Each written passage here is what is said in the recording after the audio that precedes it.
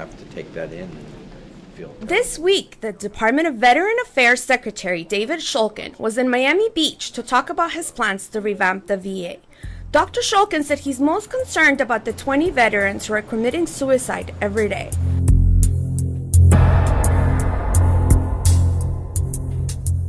This is why he's the first secretary in the history of the VA to allow those with other than honorable discharges to have access to mental health care. This was one of my first decisions as secretary, to make sure that there aren't veterans who need help who aren't going to get help. These are veterans that, when they don't get the right help, are at risk for suicide, at risk for homelessness, and I don't think anybody in this country wants to see veterans suffering when they don't need to be.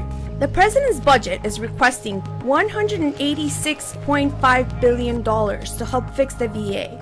Dr. Shulkin is counting on $1.7 billion to address the shortage of housing. Well, our support for homeless veterans goes to where the greatest numbers are. We know that in areas like Florida, where the weather is good, usually year-round, that people without homes are attracted to those areas. So Florida is certainly one of the areas that will receive a good deal of that funding. While there are more than 21 million veterans in the U.S., only about 8 million receive health care from the VA. The others rely on Medicaid, Obamacare, or don't have coverage at all. Dr. Shulkin wants veterans to be able to choose from the best of the VA and the best of the private sector.